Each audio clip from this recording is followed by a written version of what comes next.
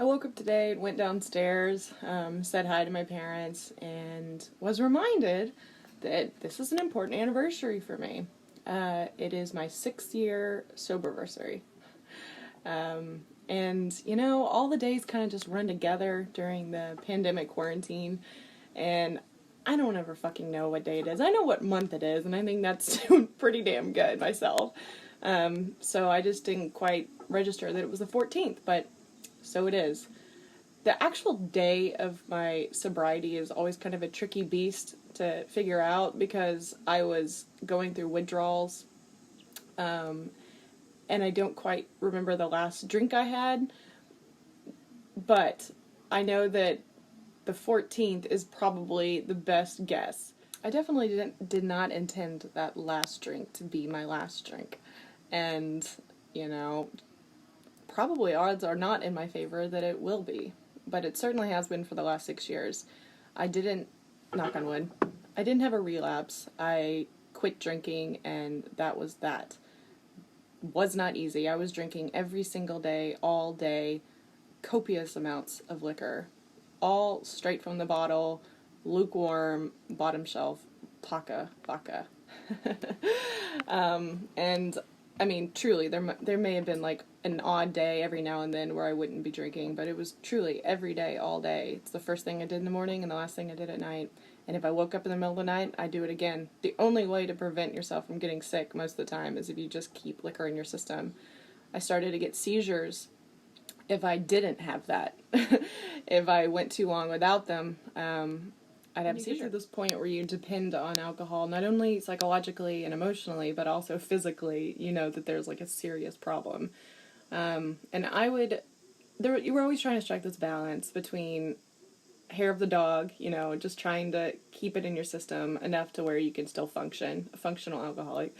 And when you've had too much and you end up getting sick, like alcohol poisoning, and you didn't always necessarily get it right. It's not an exact science. And when you're just drinking so much and not keeping track, you kind of get in this pattern where you start snowballing, like you just were like, oh, did I take one already? And the time in between shots gets less and less, and it all becomes quite the blur. I didn't know how to live without it. I didn't know how to exist without it. I didn't know how to breathe without it. I didn't know how to sleep without it. I didn't know how to have a relationship without it. I didn't know how to have sex without it. I didn't know how to do anything without it. But it also was controlling my life to a degree that was truly, truly insane. And there were more and more days where I was sick, towards the last year or so. I'd have to be going to psychiatrist offices with a trash can in my hand and completely tremoring the whole time. I wouldn't be able to hold a pen, so I'd have to have my parents sign in for me. I'd have to keep taking breaks to go dry heave in the toilet.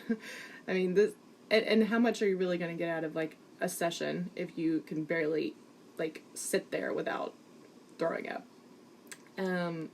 I've been to a lot of doctor's appointments like that, trust me. I don't even take holding a pen for granted anymore because I have been sick so many fucking times. Unfortunately, and as much as it pains me to say, there is no real way to expedite the process of recovery.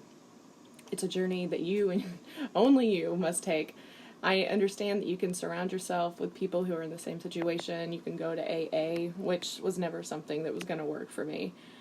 You can go to therapy. You can you can change your entire world. Change your environment, change your friends, change your place of residence. Get rid of all those things that may be triggers, or if you go to rehab or whatever and come back into it's common to like settle into the same routine, and that can just cause you to slip back into your old habits. But you can do all of that, but you still have to put the work in, it still has to be a conscious choice every single day, forever, to not drink. That old adage, one day at a time, well, that is so fucking true. It's unreal. And so far, for 6 years, I have been able to suppress those demons and make it through each 24-hour cycle without so much as looking at any liquor. I'm very fortunate. None of my family doesn't drink. My mom has wine and like one beer a year, but they're not slinging back shots of any like hard alcohol. So I have had no temptations in that area. And even though I drive past liquor stores virtually every time I leave the house, this is Texas, they're everywhere, I don't really face that urge. I don't get that pull to go to them. I know that I could do it in secret. I know I could just, like, go brown bag it in the parking lot and and come home and nobody would even be the wiser. But I don't want to do that. There are certainly times where I do experience triggers, and that's scary. It's like, of course I wish that I was more normal and not an addict so that I could participate in the culture, you know? Or even, like, during the coronavirus pandemic, if I could just numb myself and soften the harsh realities or tune out the news, if I could just feel some relaxation from it. But I don't get that respite. I have to utilize other tools in my arsenal, which, you know, I'm dwindling on coping mechanisms, healthy ones. It's tough, but I know I'm an addict, and that's not a possibility. But that would be my cure for depression. I know that it can make it worse, but temporarily it does not. And I wasn't a mean drunk. Not 95% of the time. I was just laughing a lot at very stupid things on YouTube. And sometimes going down rabbit holes of, like, what does a dead body look like after 8 weeks in the woods? Like, you know, sometimes I find that I'm mostly triggered by very silly stuff, mainly in entertainment. The clinking of ice in a glass tumbler. Despite the fact that I was never someone who drank on the rocks, you know, like, I truly was only a shots drinker. Beer, wine, ugh, God, gag me, and it's not like lukewarm cheap vodka is good. I mean, we would chase that shit down so fast with whatever we could find, but it was fast, that was the whole point.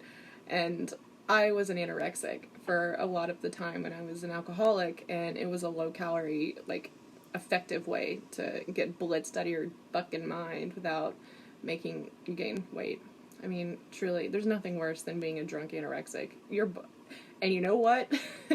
My vision impairment is because of the combination of those two things, nutritional and toxic optic neuropathy. So, take your vitamins. Cravings and triggers are kind of two different things. And once again, so far I have been able to escape succumbing to those desires, or those, like, psychological triggers, or emotional cravings, or physical cravings, or whatever. And that's good. I have to be proud of myself for it a little bit. Even though it's one of those situations where I'm like, why am I proud of myself for digging out of a hole that I dug myself? I mean, it's a little difficult for me to comprehend why this is such a big deal, but on the other hand, it is. I mean, if I had continued drinking the way that I was, I would be dead probably in the next 10 years or so, or suffering from serious liver failure at some point in the future. It had already started. I wasn't, like, cirrhotic or anything, but I developed fatty liver disease by 2014, and that was even visible 6 months after I quit drinking.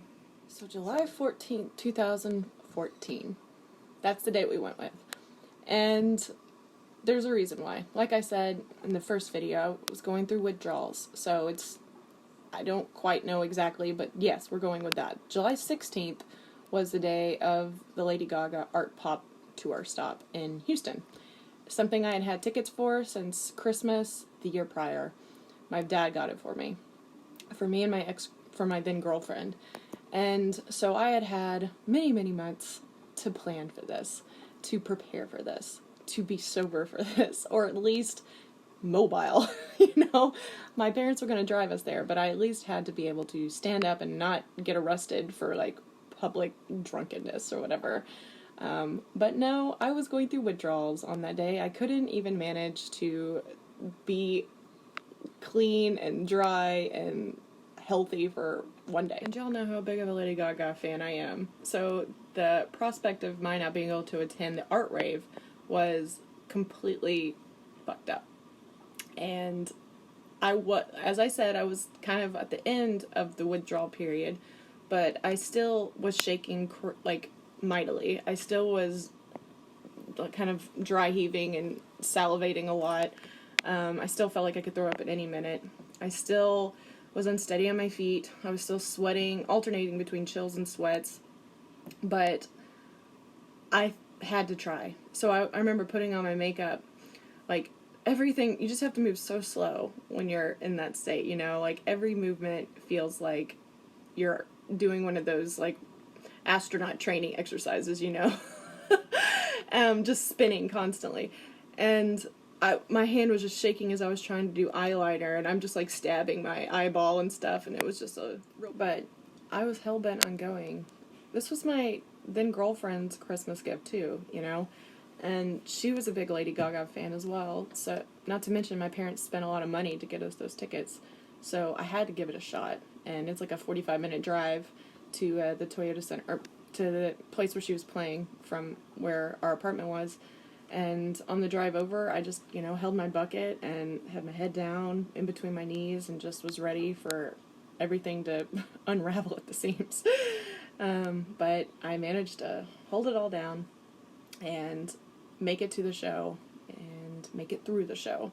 And it was one of the best nights of my life, despite the fact that, like, I had to sit down through a lot of it because of how sick I felt. You know, I wasn't doing well, but it was still the right decision to go. However, it was the final nail in the coffin for that alcoholic period of my life, because it's difficult for me to completely place myself back into that mindset. But I feel as though I was starting to kind of think about the idea of sobriety. I think I had been for like a year. You know, when I got my diagnosis about my eyes and how I was permanently going to have vision disability bilaterally, it certainly was a wake-up call, and it came upon so suddenly, too. It's just like I went to bed one night and everything seemed fine, and I woke up in the morning and there was just this dusty film over my eyes. Anywhere I'd focus was blurry. And it's gotten a little better over time, but the only way to prevent it from leading to blindness was to completely stop drinking. And I wasn't inspired enough to do it then, because wanting to do something is not the same as being able to. Sure, I wished I could have made my alcoholism go away, but that's not how it works, and it just wasn't my time yet. So July 4th of that year, so 10 days before I quit, I was in Washington, D.C. with my family for 4th of July festivities up there. That kind of stuff is a really big deal to both of my parents, and I never really I'm not one to turn down a trip to D.C. I think it's one of my favorite places in America. Kind of a history nerd, so I really dig it. I love the Smithsonian system, too. It's just incredible, even if it's hot as hell there during July. It's no different than it is here, so kind of felt like home away from home. But anyway, when I was there, I wasn't drinking, because that's just not part of how my family travels or how my family lives their life. And so that was several days in a row where I wasn't participating in anything relating to alcohol. But then when I came home, I went on a bender and drank myself sick. And that's just how it went on vacations, you know. When I was with my family, I wouldn't drink, and then I'd come home and I would drink in excess to the point of being very violently ill for days and days. I swear to God, one of the things that helps keep me sober is that my last memory of alcoholism was going through such a disgusting withdrawal. They are awful. Like, whenever people are like, oh my God, I'm so hungover, I'm like, you guys don't even fucking know. You don't even know. You were sick, you threw up like once. Like, these are days and days and days of like hallucinations and violent tremoring. You have these muscle cramps where your hand turns into like what we used to call my lobster claw, but it was painful, and like no matter how strong my girlfriend was, she couldn't pry, the fingers apart. It was insane. You are completely useless. Anything you drink immediately comes up. You fill buckets and buckets and buckets, gallons and gallons of water. But it was proof that I could go several days in a row without drinking. And I guess having that fresh in my mind on July 14th, that combined with the Lady Gaga thing, was enough for me to just give it a try. You don't set out thinking that it's going to be forever necessarily, but yeah, it's like it all goes back to the one day at a time thing, and that's what it was. And I was marking days off on the calendar. I wish I would have kept that calendar, by the way. I mean, it's kind of would be a nice memento. alas. But Lady Gaga played a role in both my sobriety date and why I got sober, as well as being one of the main reasons I was able to stay sober. Whenever fans say, you know, like, you saved my life, she didn't, like, probably literally, I mean, I could have done it without Lady Gaga, but I don't know what to say. I mean, these are very true things. Like, it feels silly to give a celebrity that much credit, but the facts are the facts. That art pop show was the tipping point for me, and it was one of the best nights of my life. I'd never seen her in concert before. The only concerts that I'd ever been to at that point were Blink-182 and a shit ton of Brandi Carlile. And this was obviously very different, a much larger spectacle with so many, like, colorful characters, so much LGBT presence that wasn't just, like, plaid, button-down, shirted lesbians, which I love them too, but it was nice to have the whole rainbow, you know, come into focus and envelop me with its warmth and awesomeness. But afterwards, I would listen to her song Dope on repeat every time I had an urge to drink. I'd go on a walk with my dog and I'd listen to it over and over and over. It's a song about addiction, and if you haven't heard it, you should check it out. It's really helpful. So anyways, that's my annual repeating and regurgitation of what my alcoholism looked like, particularly the very end of it. It was ugly, and it was a complete mess. It also had some of my favorite moments of my entire life take place within that epoch. I can't deny that. The highest of highs and the lowest of lows. There are memories that my girlfriend at the time and I shared that truly get me through some really dark times. Like, they remind me that humans aren't always terrible and that relationships are not the worst. But mostly drinking was terrible, and it was going to kill me. And I didn't want to go out that way. That would be a painful way to go out. So I know it makes my parents proud that I was able to quit, and so I'm proud too. What can I say? And if you're struggling with substance abuse or addiction, I am always here to talk about it. I don't know much I can help.